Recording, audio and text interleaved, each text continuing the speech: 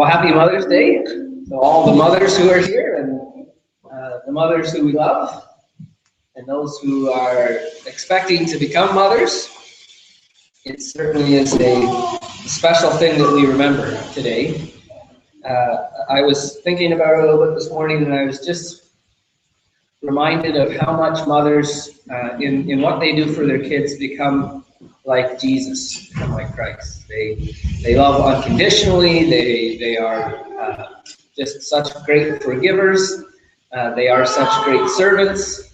They just step in and they show so many of the qualities of God in the way that they take care of their families. And I'm thankful that that there are so many good ones. And I'm thankful for each of you. I'll begin by reading from Exodus chapter 32 this morning.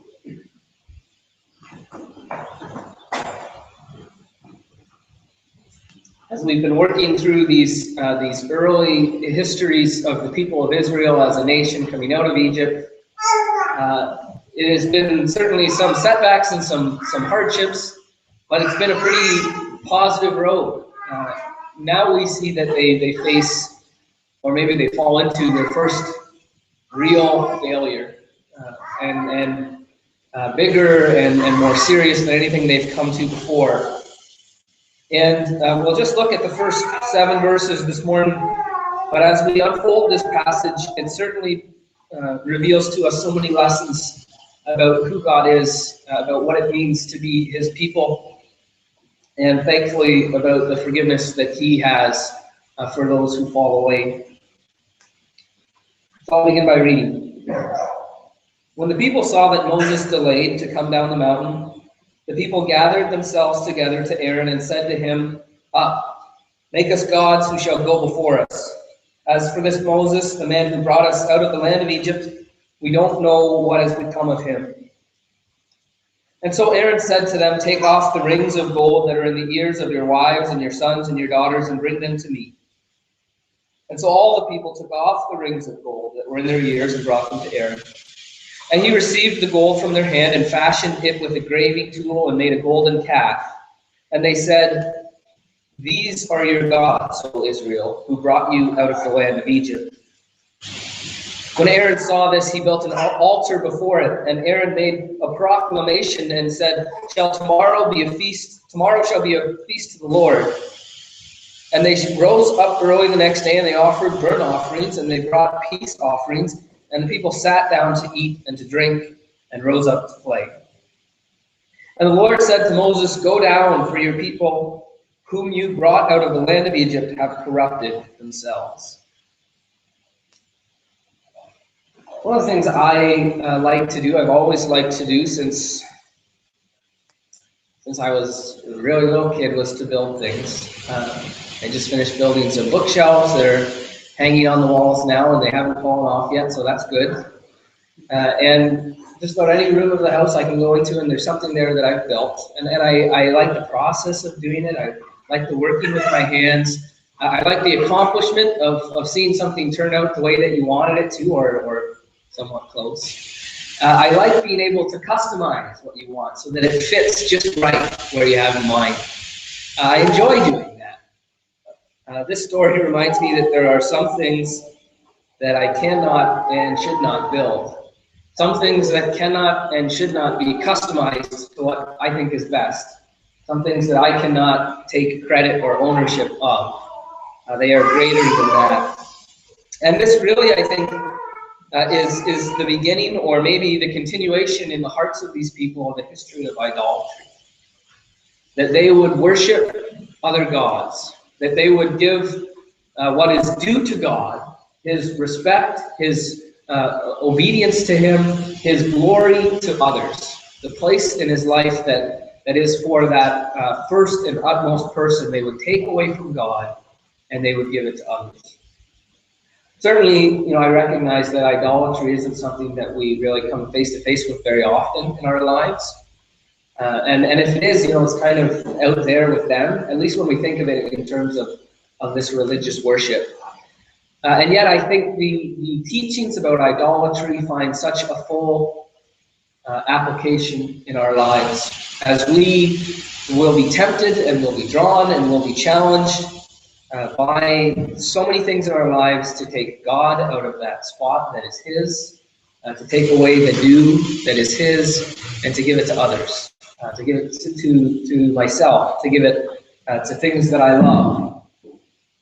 Idolatry is something that the people of God will struggle with for the next 500 years. And it will eventually drive them so far away from God that God will remove them from the land He's about to give them. It will cause His presence to leave them. It will cause great sorrow and great death among His people, because they refuse to give God His rightful place, because they turn to others, because they don't find faith in Him. I really appreciated that story that we read this morning, Fred, of these men who are in this shipwreck, who are terrified, who are striving to save themselves. Paul says, God's the one who can save you. You gotta trust in Him. You gotta stay. I'm God's prophet. I'm telling you, here is life. Stay. And I think that sometimes is the heart behind idolatry. We certainly see that in these people here, that we don't know what to do. We're lost. We're alone. We gotta make it ourselves or make our own plan. It's not what God can do for me anymore. It's what I can do for myself. And so we come here to these people, and just a few chapters ago, we've seen the cementing of this covenant in this proclamation to the people given to God through Moses, that everything that you have called us to do, we will do. All this law that you have put down, we will do. And Moses has gone up on the mountain. It's been 40 days. He's gone up into this cloud of fire. We're not told that he brought any food or any water with him. We certainly understand why these people are worried for Moses. And so they come to this trial of waiting. And I think so often that's the way it goes, that the trials in our lives are one of patience, one of determination, one of endurance. There is so many times in my life where I wonder why God's timing is so much different than what I would like to be. And yet faith provides an answer for that. Faith gives that long view that Dave talked about last week, that understands that despite the hardship right now, there is coming an answer from God. And so it's really interesting to me to see here so early in the lives of these people in the relationship with God, what brings about this great apostasy, this great turning away. Perhaps it was to do with their religious history. They certainly have been surrounded by the idolatry in Egypt for so long. Perhaps they haven't experienced a faith relationship that calls on them to have sacrifice, that calls on them to wait patiently. Perhaps this kind of faith that endures is completely new to these people. Perhaps they still carry in their hearts love for other gods from Egypt. Certainly we see that Moses' absence is a great challenge for them. They don't know what to do. They don't know what's happened. They, I think, assume that he's dead at this point. He's been gone for 40 days and no one's seen him, and he walked into the wilderness, into fire. Where's he gone? Maybe the struggle comes because the people have been so reliant on Moses. He's been the one who's had these great experiences with God. He's been the one who speaks to God, who speaks to them through God. Perhaps they haven't really founded their faith on their own yet, but they just need this man Moses to stand and to call them. Or perhaps they've simply just had a failure to commit. Maybe these laws that God has presented to them are something that they cannot abide. Perhaps they are stuck in sins and in a way of life that just seems incompatible to them with what God has called them to. But whatever the reason, they fail to wait on God. They fail to wait on God's messenger and on the plan that He has for them. Certainly is a great reminder of the importance of a patient, enduring faith in the life of a Christian. There will be times when we will be tested, where we will struggle to see how in this place and in this time it's worth it to worship God. It's worth it to put Him in that first place, where there will be opportunities that we will have a chance to grab what I want before in the way that I want, before the way that God has given. And so that certainly speaks to me from this passage that, this sin that the people fall into, that we look at and we recognize is so wrong, and we wonder how they could be so faithless, is not so far from things that often happen in the lives of Christians. Well, they call Aaron. They demand to him that he makes them these new gods. And I think there's a lot to be learned about the people's religious thinking in their request to Aaron. First of all, it certainly is a rejection of God and a rejection of Moses. However, they've pictured the religious world, they are able and they are willing to turn away from their God.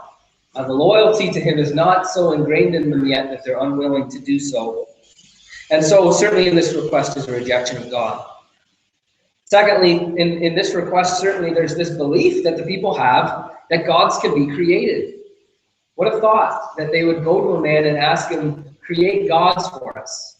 As if that is something that can be done. Gods can be created. You can make them up. And then they'll lead you. Beyond that, they believe that Aaron is able to create these gods. Certainly they've seen Aaron do amazing things. He's been a powerful mouthpiece for God. He's done miraculous things in the sight of these people. They believe that this man can make gods. I think you see in the request a desire to be like all the other people around them. That they can have a God that they can see, a God that they can look to, a God who will be carried out, and that will have a physical manifestation, that will be something that goes before them. And of course, God has been trying to explain to them that the whole point of this law, the whole point of me is that you're different. But there's a great challenge there, because being different is hard. And maybe also we see in this request that they believe that there are many gods. They believe that there's a plurality of gods. There's not just one, but there's many. And so we see, I guess, the immaturity and the background to these people in their request to Aaron that he would come and to make gods for them. It's interesting, I think, in this verse that they attribute their salvation out of Egypt not to God but to Moses. So they say, "This man Moses who brought us out of Egypt. We don't know where he is." They take away what God has done and they give it to this man who's now nowhere to be found. Well, Aaron doesn't argue with them. He doesn't try to dissuade them. He doesn't offer them guidance or warning. I often wonder what Aaron was thinking through this whole process, and we see that he regrets it, or at least he regrets the consequences that are coming from it after. But whatever's going on in his mind, he does not stand up to them. Rather, he asks for their gold earrings, and he gathers them all together, and he makes this golden bowl. And the bowl was a very common symbol in the fertility cults of Canaan, in Egypt also. Often it was common for gods to ride on a bull. It was a symbol of strength. It was a symbol of new life. It was a symbol of prosperity. And so this golden bowl is fashioned. It's interesting to compare the description here when Aaron's making it, that he carves it, that he uses tools, and later on when he's explaining it to Moses, he says, I just threw it in the fire and out came the bowl. Different story of creation. But he presents it to them, and they turn and they say, Israel, these are your gods. These are the ones who brought you out of Egypt. These are the ones who are first in your life. Well, it's interesting that they've embraced this thinking that one idol is many gods. I don't know how that all works in their minds. But Aaron sees what's going on, and he recognizes the danger now, if he didn't before, when these people have attributed the place of God to this thing that Aaron has created. And so he calls them all to prepare for this festival. Well, again, I think it's really interesting to consider why Aaron gave in to the demands of the people. Was it a lack of faith or a worry about his safety? Was it the pride that he wanted to carry this position of importance? Was it because Aaron himself had not reached a point in his relationship with God where he was ready to commit to him? But they have now turned to this idol. And so Aaron builds this altar in front of the calf, and he says, tomorrow will be a day of feasting to the Lord. I don't know, again, all what Aaron was thinking in this solution that he proposes. Maybe he's trying to redirect them back to the true worship of God. But his method, I think, is maybe his biggest mistake of all. That he would go to combine, that he would set before the altar of this bull, or before the image of this bull, the altar of God. That he would hold up in one hand this worthless thing created by him that has nothing to do with eternal power or relevance, that is fake and false and a lie, and in the other he would hold up God. He would say we can worship them together. They are the same. There's unity here between truth and falsehood, combining God, what is ultimately true, which is forever real, with what is ultimately always false. And in the same way, their worship seems to be mixed with this elements of what is right and what is true and what is evil. We read that they sacrificed, that they brought fellowship offerings, that they do what God has asked them to do in their worship to him. And yet at the same time, we read that they rise up to play. And the connotations of that word are very sexual, are resounded in other religions around them, that they would be this element of immorality in their worship. That somehow in doing it to a god made it right, which was unacceptable in other areas of life. And so they bring together the righteous and the unrighteous, and they hold them up as the same. And what a terrible tragedy they've done. It reminded me as I was reading it to one of the experiences I had when I was working at McDonald's. And every few months, if you were there at the right time, someone would come in from the franchise head office. And they would, the owner, that was the only time the owner seemed to be in the shop. And he made sure that everybody was dressed right, that everybody was looking right, that everything was in the perfect place. And they'd go around with their clipboard, and they would inspect every little thing to make sure that it was up to the McDonald's standard. And because what happened when you walked into that McDonald's, and if they were serving spaghetti, you got an impression of McDonald's that it was something other than what it really was. And they didn't want that. They were protecting their brand. They were protecting who they were. And see, they've now presented God to each other, to the people. And we see through their history, they'll present them to the world in a way that he is not. That he is a God of immorality, that he is a God who shares with other gods, that he is just part, not the whole, that he can come second or tied for first. They've brought God into these areas that he is not, or they've at least tried to join God with idols, tried to join holiness with evil, and it should never be.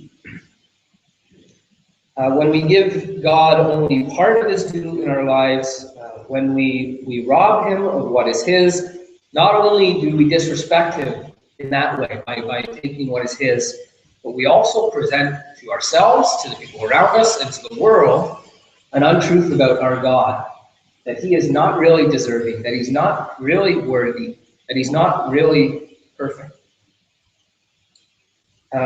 Everything we do in worship is not only a statement to God, but a statement to the world around us.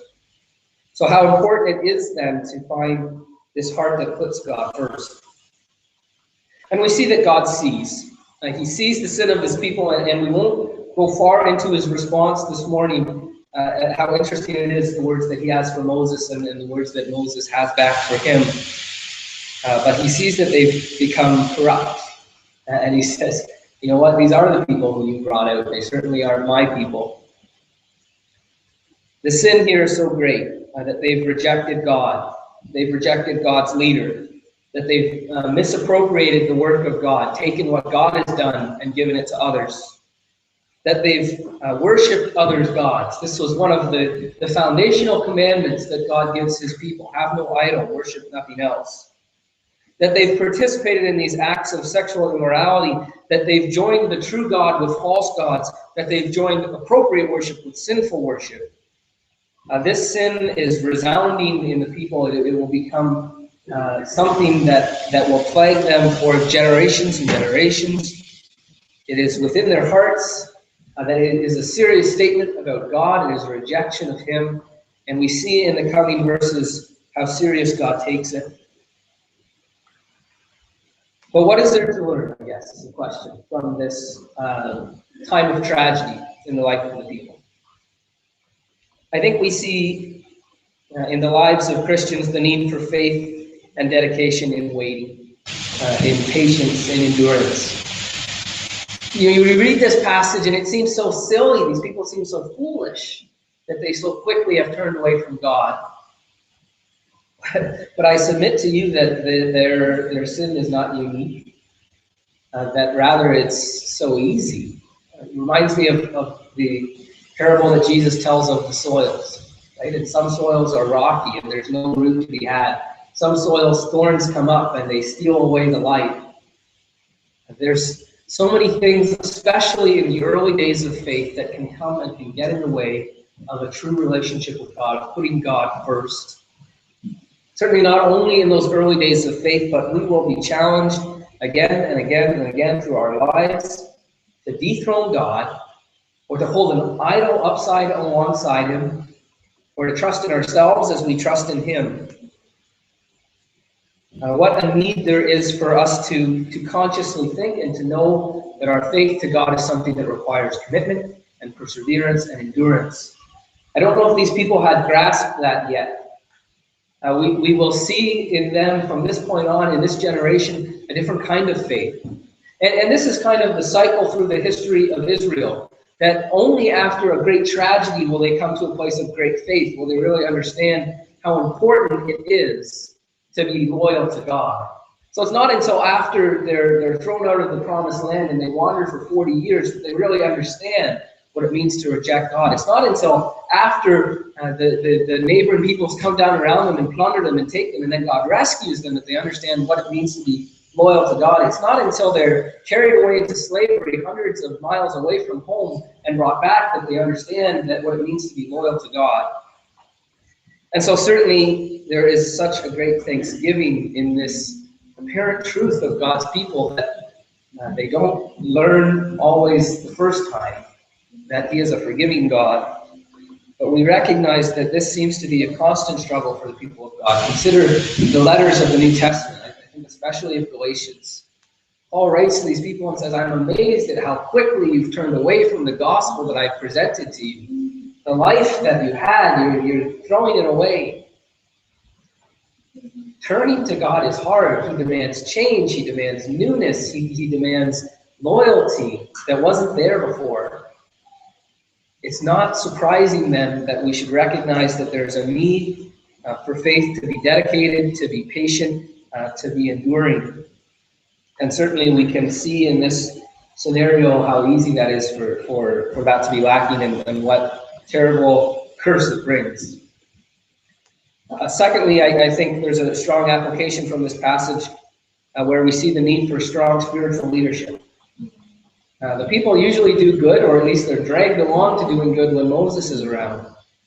But Aaron just doesn't seem, for whatever reason, or whatever's in his heart, or whatever's going on, he is unwilling or unable to be the spiritual leader these people need to stay faithful. What a different story it would be, and I don't know how it would end if Aaron had said, no, I will not make for you other gods. There's one God, there's a true God. He brought you out of Egypt. He's to be the king of you. That reminds me of when the people came to Samuel and they said, we want a king. We're tired of having God as our king. We want a king who can be up on that horse and who can lead our armies. Samuel was heartbroken. He says, they're rejecting me. God says, no, they're rejecting me. Spiritual leadership is so important to the life of people. And this is a resounding message through Exodus and through the Old Testament. that it's only when the people can find someone like Moses, someone like David, someone like Josiah, that at least the majority of them can rally to faith. And there's something about the way that God has designed the human heart, maybe, to need this leadership in the lives of people. And so as we look at this passage, we recognize what happens when leadership fails. We pray and we strive for leaders who will lead us right. Thirdly, I think this passage speaks so loudly that we need, that there is a need for the singular worship of God. It's not to be part of what you're about. It's not to be part of where your heart lives. It's not to receive most of your devotion. It is to be the thing that is worthy of you. The thing that is worthy of your heart. The thing that's worthy of your service, of your loyalty. God cannot be split up. He cannot be the God of our Sundays and Wednesdays. He has to be the God of all of us.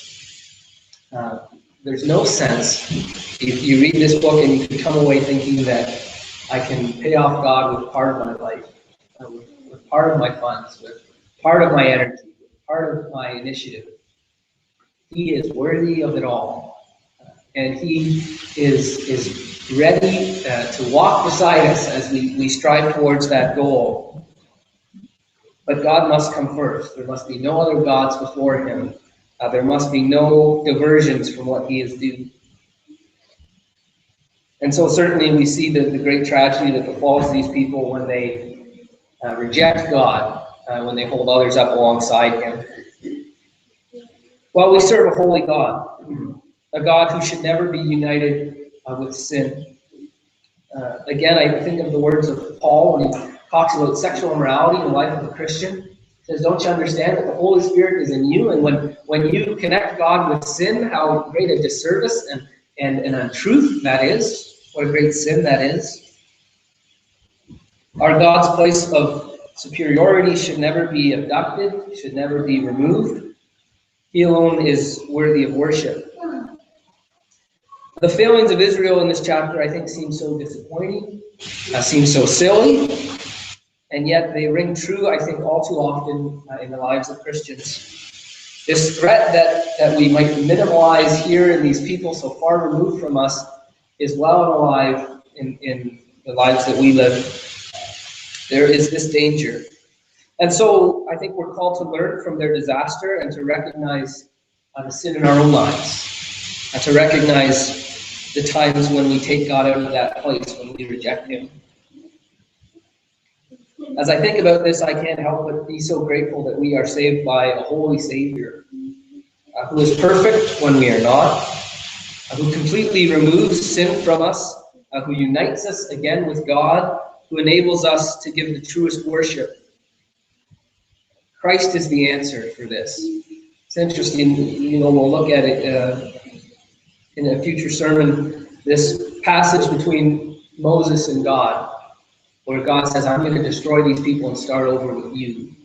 And Moses intercedes and he says, please God, no. This reason, that reason, please have a heart of mercy. I'm thankful that we have someone interceding for us. When we fail in maybe not the same dramatic fashion that they failed in this chapter, but when we fail to give God his due as God, Christ stands for us and he intercedes. And he says, have mercy. He says, here's the payment. Here's how they can live with us again. We serve a holy God, worthy of all praise. May we not be like these people who reject him, who turn him away, but may we worship him truly.